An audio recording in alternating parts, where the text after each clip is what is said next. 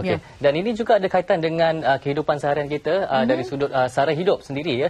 Kerana ramai juga di kalangan kita sendiri yang boleh kita katakan berbelanja ataupun kita hidup sekadar mampu ya, dan jika berlaku sebarang kejutan dalam hidup kita seperti bencana ataupun kemalangan ataupun penyakit ya, yang mengakibatkan urusan seharian kita itu terganggu dan sikit sebanyak juga boleh merencatkan punca pendapatan kita. Bagaimana kita berhadapan dengan situasi ini? Adakah rakyat Malaysia secara amnya mampu ataupun mempunyai kehidupan yang boleh diteruskan dalam situasi-situasi yang mengejut sebegitu. Jadi ini antara faktor yang mungkin boleh kita cuba fahami apabila kita berbincang mengenai kos sara hidup. Dan semalam juga Yang Amat Berhormat Tan Sri Muhyiddin Yassin telah mempengerusikan mesyuarat Jawatankuasa Kabinet mengenai kos sara hidup yang pertama, dan ini merupakan satu inisiatif yang terkini dalam usaha untuk membantu rakyat Malaysia dalam meningkatkan kos sara hidup, insya-Allah. Ya, teruskan Ezri, kita persilakan Datuk Seri Alias Haji Ahmad, Ketua Setiausaha Kementerian Perdagangan Dalam Negeri, Koperasi dan Kepenggunaan. Assalamualaikum. Selamat datang Datuk Seri. Terima kasih. Terima kasih atas sudi bersama kami. Baik, isu sara hidup ini, kos sara hidup ini satu isu yang boleh penting tetapi sensitif bagi Datuk Seri sendiri dalam menghuraikan maksud sara hidup dalam konteks semasa ini apabila kita berhadapan dengan harga minyak dengan GST yang baru saja dilaksanakan dan juga mata wang yang jatuh. Jadi bagaimana kedudukan kita sekarang? Okey, satu yang menarik tentang negara kita ini ialah kesanggupan kerajaan ataupun keprihatinan kerajaan untuk bagaimana untuk menguruskan kos sara hidup di negara kita ini. Jadi saya ingat tak banyak negara seperti Malaysia yang mempunyai satu jawatankuasa peringkat tertinggi. Yang tertinggi yang dipengerusikan sendiri oleh Yang Amat Berhormat Timbalan Perdana Menteri yang kita namakan jawatankuasa khas kos sara hidup Malaysia. Jadi di dalam tu dalam jawatankuasa ini dianggotai oleh 10 menteri dan timbalan menteri. Jadi saya anggap bagi saya jawatankuasa khas yang terbesar di kalangan jawatankuasa lain atau jawatankuasa kabinet lain, di mana fokus kepada jawatankuasa ini ialah untuk melihat dan merancang dan mencari solution isu-isu berkaitan dengan kenaikan kos barang, kos sara hidup dan sebagainya negara ini. Jadi yang saudara mention tadi betul, semalam kita ada mesyuarat pertama untuk tahun ini. Jadi last year kita ada meeting. Jadi kerajaan melihat secara konstruktif dan positif untuk langkah-langkah yang kita ambil untuk jangka pendek, jangka panjang, bagaimana untuk mengatasi isu-isu berkaitan dengan harga barang. Kerana bila kita bercakap tentang kos sara hidup ataupun cost of living ini, itu tentu berkaitan dengan pendapatan, pendapatan seseorang dan penanggungan kos-kos dia, dan juga berkaitan juga dengan harga di pasaran, harga barangan. Semua isu ini adalah berkaitan. Jadi saya sebenarnya nyatakan dalam konteks negara kita ini kita masih lagi boleh bersyukur dan bernasib baik kerana CPI kita, Consumer Price Index, yang menentukan harga barang kita di antara yang terendah di ASEAN. Di antara, kita bukan terendah, masih lagi Singapura masih lagi lebih rendah daripada kita. Antara yang terendah. Tetapi dengan panduan itu, dengan CPI dan juga kadar inflasi negara kita ini, sebenarnya kos sara hidup di Malaysia ni masih lagi terkawal, manageable. Jadi secara umumnya kita tidak lagi menanggung bebanan di mana rakyat masih lagi tak dapat mendapatkan barangan, tak boleh berbelanja. Datuk, ini menarik. Rakyat tak boleh nak berbelanja. Di sinilah boleh kita kaitkan istilah ataupun terma pengguna. Okey, pelbagai inisiatif telah diambil dan terus diambil dalam memastikan penanggungan kos sara hidup bagi rakyat Malaysia sendiri. Namun kita sebagai pengguna perlu melakukan satu perancangan atau pengguna yang bijak. Jadi kita nak minta Datuk perjelaskan istilah pengguna yang bijak ni. Bagaimana? Okey, sebelum saya masuk kepada isu menjadi pengguna yang bijak, kerana pengguna ini sangat penting dalam kehidupan aspek perbelanjaan dan menguruskan kehidupan household atau keluarga itu sendiri. Dalam konteks apa peranan kerajaan untuk mengawal ataupun mengimbangi kos hidup ini, mungkin pengguna atau rakyat di Malaysia tidak begitu prihatin tentang langkah-langkah telah diambil oleh kerajaan. Kita telah kerajaan telah berbelanja beratus juta ringgit untuk menyeragamkan harga di tempat-tempat luar bandar di Sabah, Sarawak dan Semenanjung. Jadi kita lihat bahawa barangan di kawasan luar bandar di Sabah, Sarawak itu sangat mahal. Barang perlu, gas dan sebagainya. Saya bagi tahu umpamanya satu tong gas 14 kg di kawasan pedalaman Baklalan ataupun di Lawas di Sarawak. Harganya belum cecah sampai RM180 hingga RM200 satu silinder, satu tong. Mustahil bagi orang kampung boleh membeli harga itu. Sebenarnya kita di Semenanjung kita bayar dengan harga RM26.60. Jadi kerajaan menanggung kos transporter. Ini untuk mengurangkan kos sara hidup bebanan oleh rakyat tempat berkenan. Malah ada program lain lagi. Saya bagi contoh. Kempen-kempen beli barangan Malaysia. Itu sebenarnya kita menggalakkan beli barangan tempatan yang kos jauh lebih rendah daripada orang import. Dan kita mempunyai program kedai harga patut.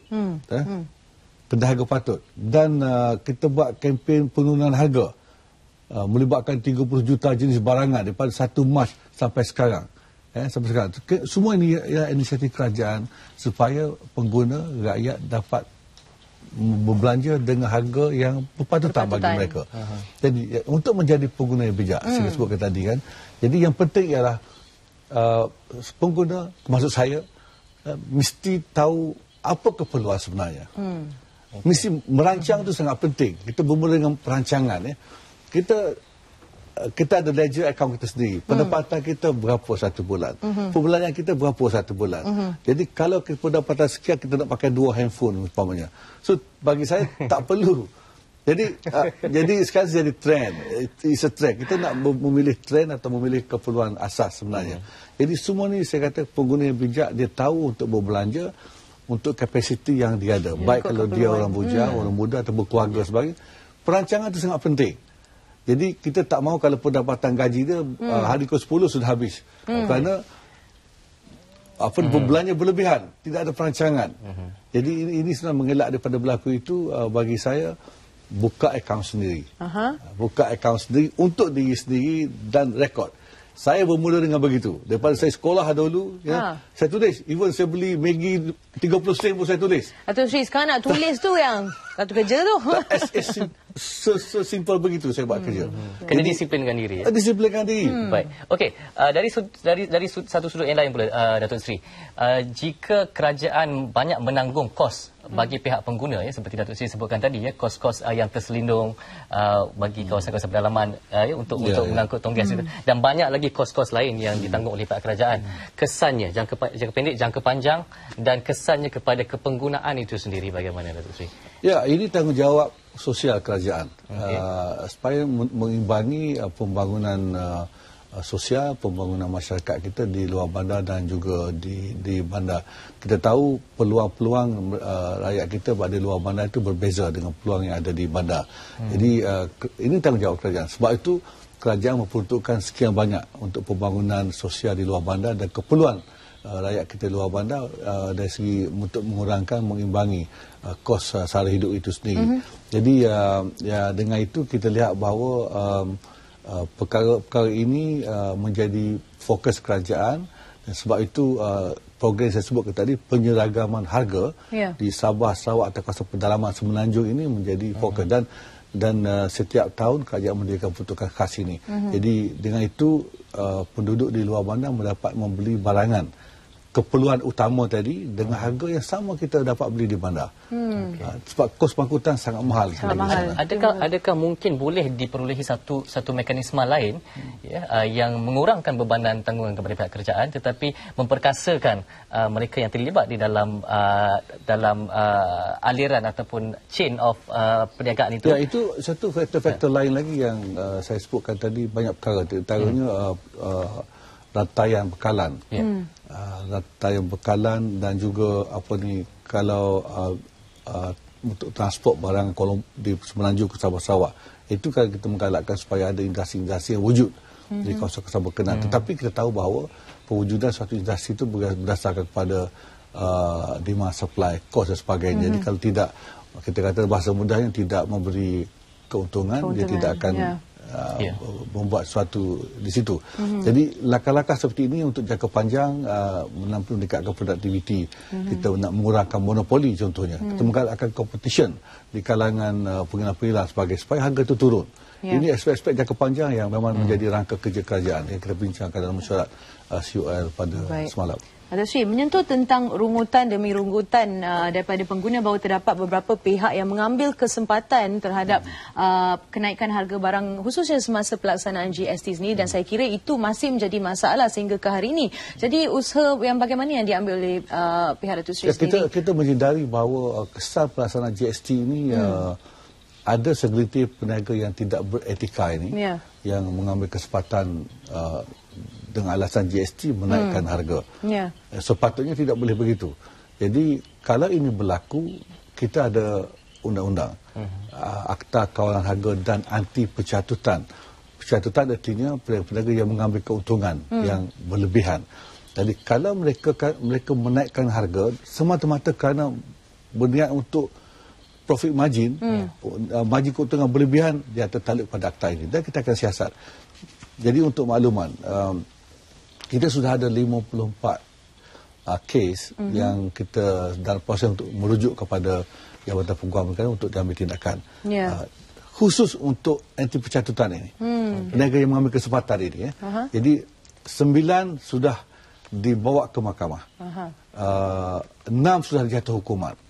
Baki itu menunggu pembicaraan sebab dia tak mengaku salah. Jadi ada kes-kes contoh ini very popular. Kacang bendi dijual dengan satu batang atau RM5. Oi, mahal tu.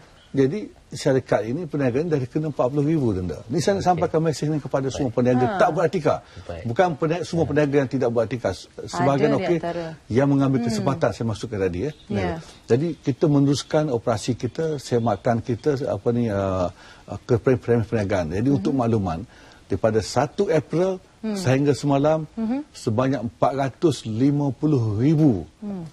kita melawat dan membuat operasi di premis-premis. Kita tengok semua apa yang mereka buat. Yes. Jadi daripada itu kita pun dah keluarkan notis untuk siasatan 1,200 notis. Baik. Mengenai kos sara hidup. Ya, Hezri. Dan Hezri tadi nak ajukan sesuatu yang soalan. Kami berdua ada soalan yang ingin kami ajukan mewakili anda semua. Jadi apa yang boleh kita jangkakan susulan daripada mesyuarat Jawatankuasa Kabinet mengenai kos sara hidup yang dipengerusikan oleh TPM semalam? Ya, ada beberapa keputusan yang dibuat semalam. Yang pertamanya mewujudkan satu lagi mekanisme berkaitan dengan kesan pelaksanaan GST kerana itu berkaitan dengan harga barang naik. Jadi keputusan ini supaya mewujudkan satu jawatankuasa bersama yang dipengerusikan bersama oleh Yang Berhormat Menteri Datuk Seri Hassan Malik, Menteri Kabinet KK dengan MK2 dan diusahakan oleh Kabinet KK. Jadi ini adalah satu mekanisme yang terbaik sekarang ini kerana kita untuk mengelakkan isu bertindak secara in silo. Jadi kita bersama-sama because GST, Akta GST itu di bawah Custom. Manakala Akta Kawalan Harga dan Anti Pencatutan di bawah Kabinet KK. Jadi Menteri Kabinet KK dan MK2 akan duduk bersama sebagai co-chairman, sebagai joint chairman dan kita akan menggarapkan isu-isu yang berbangkit di bawah custom dan isu-isu berkaitan dengan harga barang dan juga consumerism itu sendiri. Ini satu mekanisme gerakan keputusan yang terbaik dan kita akan mulakan sifat mukim mesyuarat ini dan kita cari jalan. Perkara lain diputuskan supaya pihak Kabinet KK kita akan melihat secara menyeluruh isu-isu kenaikan harga barang dan kos sara hidup ini. Apa yang boleh kita ambil untuk jangka pendek dan jangka panjang. Jadi dibincangkan juga tentang isu-isu menggalakkan persaingan, competition. Kita nak gurangkan monopoli. Isu-isu berkaitan dengan meningkatkan produktiviti. isu-isu untuk mempercikapkan pentadbiran pengurusan pengeluar supaya mengurangkan kos dan juga isu yang yang berkaitan juga dengan supply chain, rantaian bekalan itu sendiri. Jadi ini semua berkaitan dengan kenaikan kos. Jadi kalau ini kita dapat atasi dan kita percikapkan, InsyaAllah di hujungnya kita akan mendapat satu keputusan di mana kos kita lebih efektif dan pengguna atau rakyat akan menikmati harga yang sewajarnya sepatutnya mereka dapat. Baik, dan berhubung dengan apa yang Datuk Sri kongsikan juga, kita dah semakin hampir dengan bulan Ramadan dan jadi menjelang Ramadan dan juga Aidilfitri, pastinya ramai yang menjangkakan suatu yang berita baik sebenarnya dari segi kawalan harga barang dan sebagainya. Jadi bagaimana, Datuk Sri?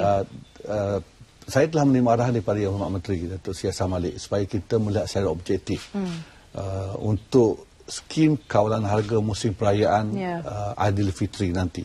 Jadi sekarang pegawai-pegawai saya sedang bermesyuarat di Kuantan untuk mencari satu cadangan dan solusi untuk kita mengawal jenis-jenis barangan dan harga-harga tertentu khas untuk sambutan perayaan Aidilfitri nanti.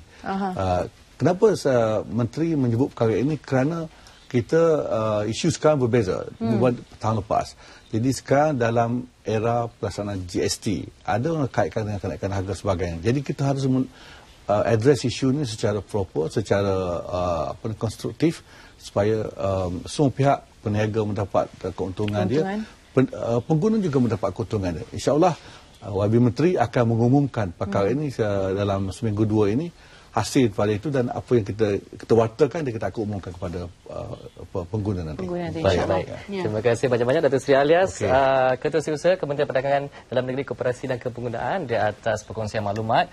Dan di akhir tadi juga satu, saya kira bukan benda barulah tapi sekali lagi meyakinkan kita bahawa KP dan KK tidak mengecewakan dalam menjaga kepentingan pengguna, lebih-lebih lagi menghampiri ataupun menjelang musim perayaan.